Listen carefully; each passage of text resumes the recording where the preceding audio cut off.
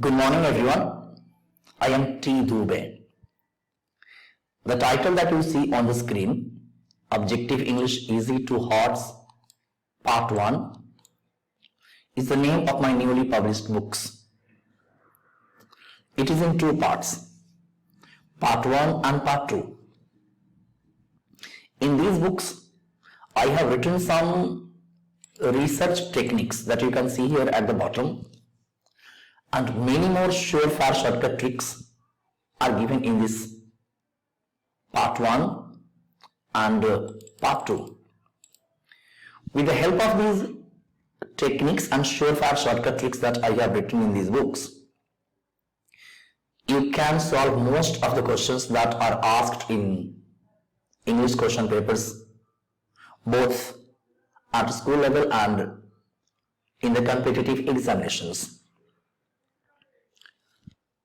I have already presented 6 lectures before this one, and this is my 7th class. In this class, I am going to begin a new grammar chapter, that is question tag. But I would advise you to attend all the previous classes so that you can understand how to apply the techniques that I am talking about and how you can not only solve questions of any difficulty level, but with little practice according to the techniques that are given in these books, you will be very well able to guess most of the coming questions. So let us begin question tag in this class. Unit 1.3, question tag. Let us understand rule number 35. A question tag is a short question that we form at the end of a statement. So this is very clear. So this circled part and the underlined part of the statement must be memorized by you. It says that a question tag is a short question that we form at the end of a statement. It is used particularly in spoken English. It is often used when we want to confirm whether something is true or not. So from this rule, we are getting 3 points. Point number 1, a question tag is a short question formed at the end of a statement. 1, 2. This short question is often formed at the end of a statement, and it is used when we want to confirm, whether we want to make sure whether something is true or not. Now look at these sentences that are given below this rule. Let us analyze each of these examples. Look at example number 1. It is too late to start now, isn't it?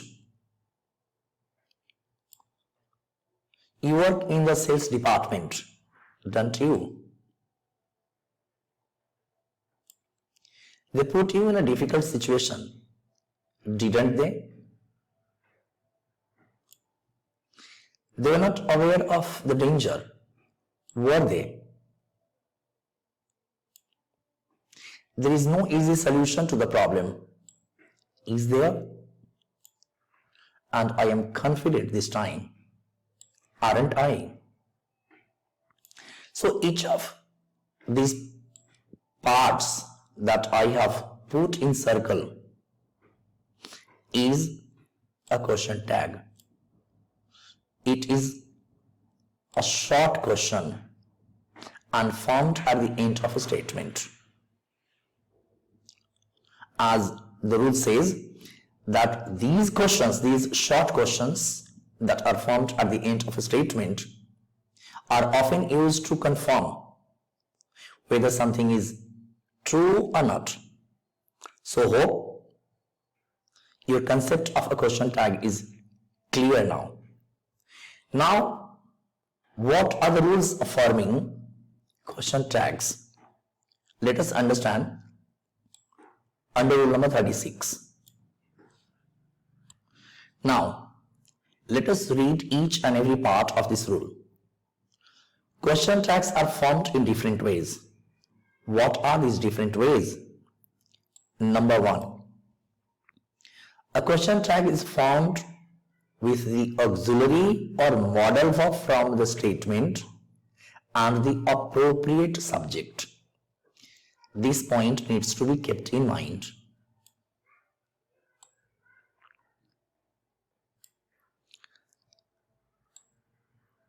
Remember it. So the main elements of forming question tag is an auxiliary verb or a modal verb and an appropriate subject. Let us analyze these examples keeping rule number 1 under 36 in mind. The situation is turning ugly now, isn't it? Girls usually do not talk about their affairs, do they? He may try to convince you, may not he? You can handle the present situation, can't you? The boss threatened to fire him, didn't he? Now look at this part: auxiliary verb, modal verb and appropriate subject. So the auxiliary verb of this main statement is, and therefore this is has been used here in forming question tag. In the second sentence, do is the auxiliary verb. You can see here. And they is the subject. In example number 3, he is the subject and may is the modal verb. This question tag has been formed by using the modal verb and the subject. In the next example, you can handle the present situation. Can is a modal verb. So you can see this can here at the end of the statement, and you is the subject. So here it is the subject. The boss threatened to fire him. So here there is no auxiliary verb. This statement is in the simple past. So here you can see there is an auxiliary verb did, and then the subject is he. So from these examples we come to understand that a question tag is formed by using an auxiliary verb or modal verb from the main statement and an appropriate subject. Let me make one thing clear here, that the subject of a question tag is always a pronoun. You may note down it. The subject of a question tag is never a noun. It is always a pronoun. Hope it is very, very clear. Moving on to rule number 2. It says a positive statement is followed by a negative question tag and a negative statement by a positive. What does it mean? Let us understand it. We have done the right thing. This statement is positive. Therefore, haven't we is negative. You are meeting delegates, aren't you? This statement is positive, and therefore the question tag is negative. She will find a perfect match, won't she? So this statement, she will find a perfect match, is a positive statement. Therefore, this question tag is negative. People can reach there by train, can't they? So this statement, people can reach there by train, is positive. Therefore, this question tag is negative. Her performance was not that impressive, was it? this statement is negative because of the use of not. Therefore, this particular question tag is positive. I am not confusing you with my words. So this statement is negative because the word not has been used in it, and therefore the question tag is positive here, RI. In the next example, the thought of leaving her terrified you, didn't it? So here the statement is positive, therefore the question tag is negative. It is not a difficult choice to make, is it? So here the statement is negative because of use of not. Therefore, the question tag is positive. And the last example, he used to encourage every one of us, is a positive statement. Therefore, you can see the question tag that has been formed at the end of this statement is negative. So from this rule, what we understand that if the main statement is positive, the question tag must be negative, and if the main statement is negative, the question tag that is formed at the end of the statement must be positive. Positive statement, negative question tag, negative statement, positive question tag. Now let us move to rule number 3. Now look at rule number 3 and read it carefully to understand it.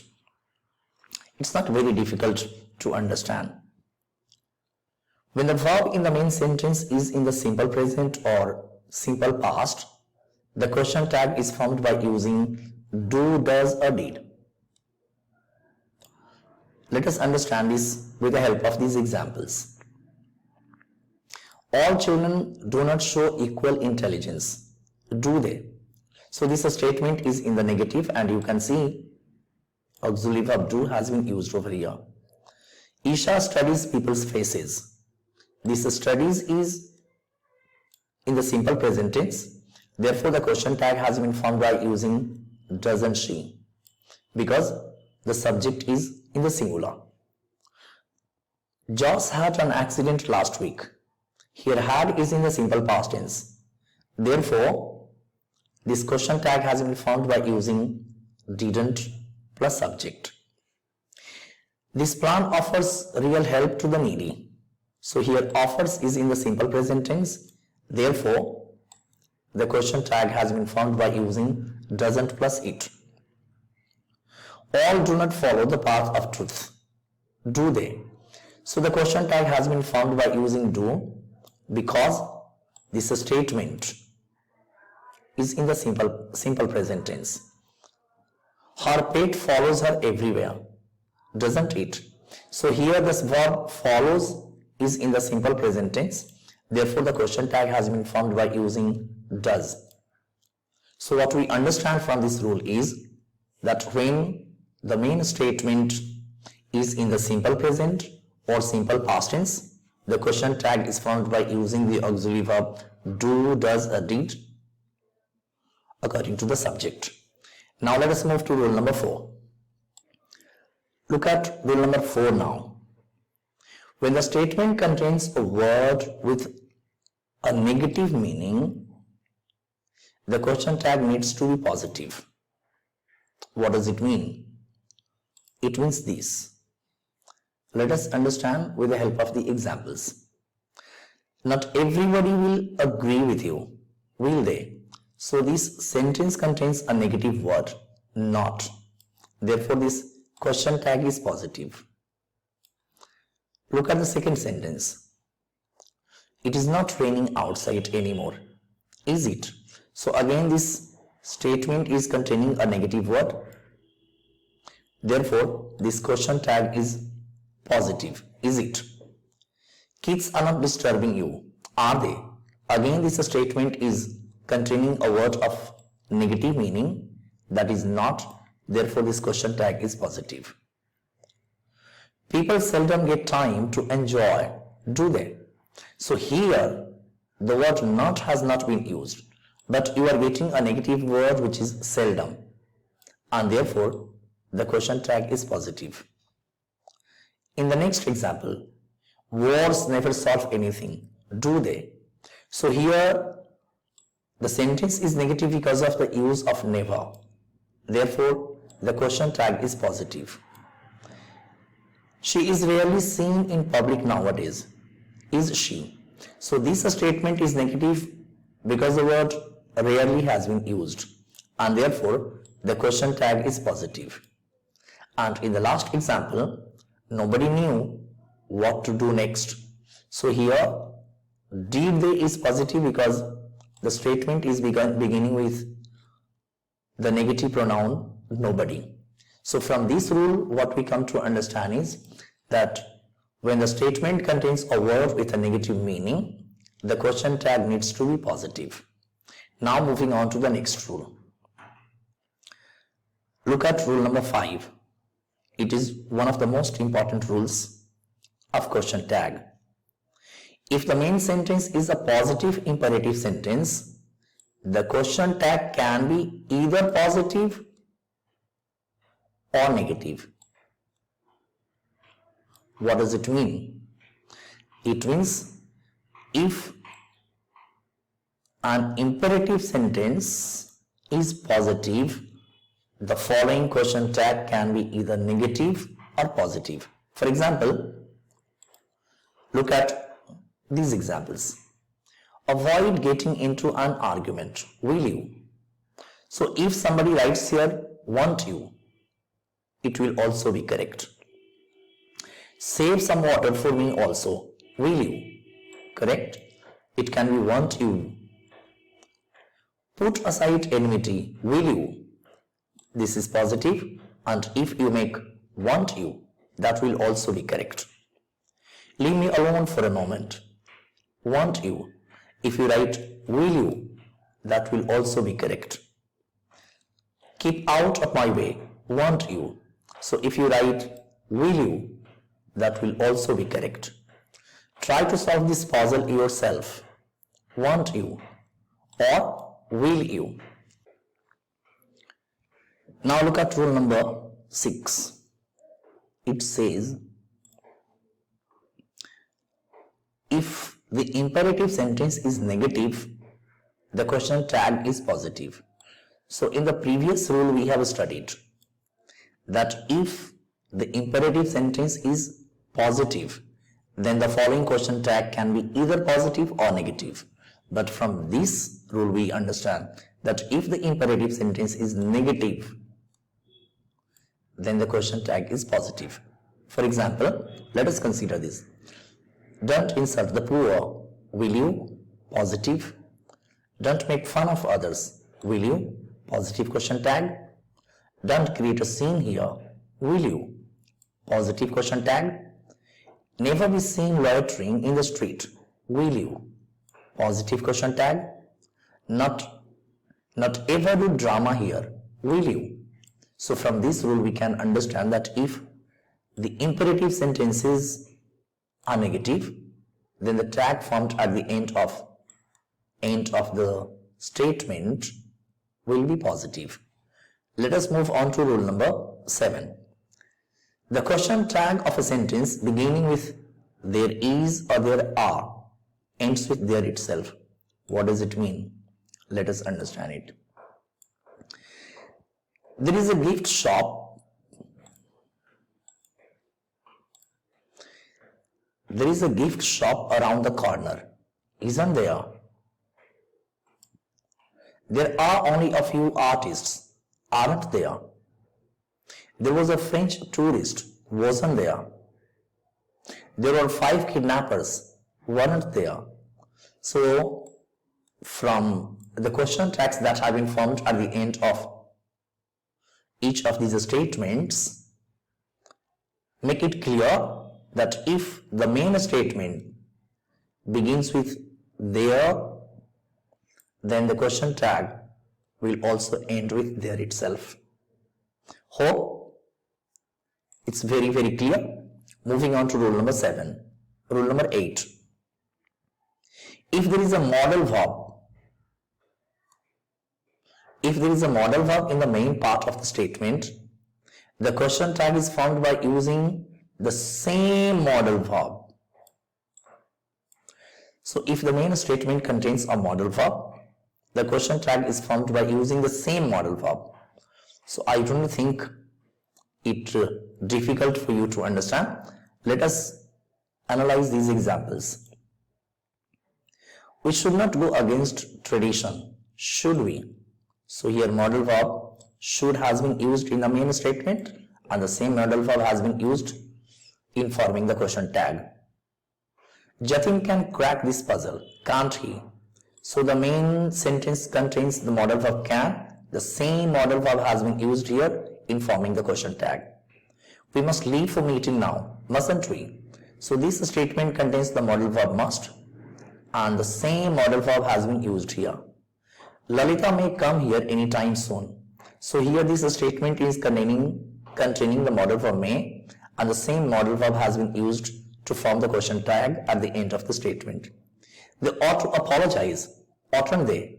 In this statement, the modal verb ought to has been used and the same ought has been used at the end of the statement. So these are the 8 rules that we have seen which are used to form question tags. Now let us see rule number 37. It says when the subject of the main part of the sentence is any. Now this rule is talking about subject, not about verb. So when the subject of the main part of the sentence is anyone, anybody, no one, nobody, none, neither, everyone, everybody, someone, somebody, etc., we use the personal pronoun they as a subject of the tag part. Why? Let me explain it briefly. These pronouns that you can see in this rule are indefinite pronouns, and indefinite pronouns are used both for male and female. So the question tag cannot be found by using a specific singular male or female. Therefore, in order to avoid any kind of confusion, the pronoun they is used. Now look at these examples and let us understand the rules that we have discussed. Everybody wants to achieve fame, don't they? So here the main statement is beginning with the indefinite pronoun everybody. The question tag has been found by using the plural pronoun they. Someone was just there, weren't they? So here this question tag is being found by using the plural pronoun they because the main statement is beginning with the indefinite pronoun someone. Likewise, nobody is above law, are they? So the main statement is beginning with nobody, which is an indefinite pronoun. Therefore, the question tag has been found by using they. Likewise, you can see in rest of these examples. So the rule says that when the subject of the main verb of the sentence is anyone, anybody, no one, nobody, none, neither, everyone, somebody, someone, everybody, then we use the personal pronoun they as a subject of the tag part. So after we have discussed these rules, let us know surefire shortcut trick 3 that is given to help you keep the entire chapter in mind and how you can solve most of the questions based on this chapter. And not only that, with some practice you will be able to predict or guess most of the questions based on this chapter. So let us now see surefire shortcut trick 3. Now look at surefire shortcut 3 and recall from rule number 1 to the last rule, and then you memorize these points given inside the box, and after that you can solve most of the questions based on this chapter. Let us understand first of all surefire shortcut trick 3. It says, you know that question tags are short questions that are used at the end of a statement to confirm if the statement is true or not. So this is the concept part. You also know that question tags are formed with the auxiliary or modal verb from the statement and a pronoun that I have already explained to you. And a positive statement is followed by a negative question tag and a negative statement by a positive question tag. Keeping these points in mind, you can detect errors in question tags by applying the surefire shortcut trick shown below. So now here you see, it says find the aspect of a verb tense used in the main statement. So you memorize it. Let us read it carefully and try to understand what it says. Find the aspect of a verb tense.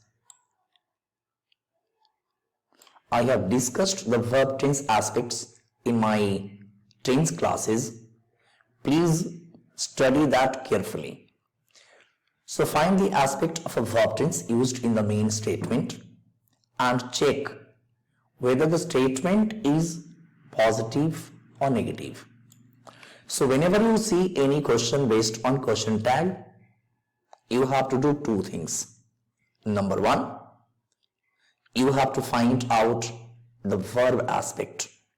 It means you have to find out whether the given verb in the statement is in the simple present tense, present continuous tense, present perfect continuous, simple past or past continuous, past perfect or past perfect continuous, or any of the future tenses.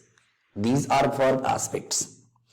The second thing that you have to see in any statement is if that statement is positive or it is negative. So you have to check two things. Then what?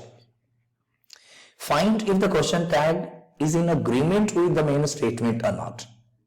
If not, the error is in the question tag.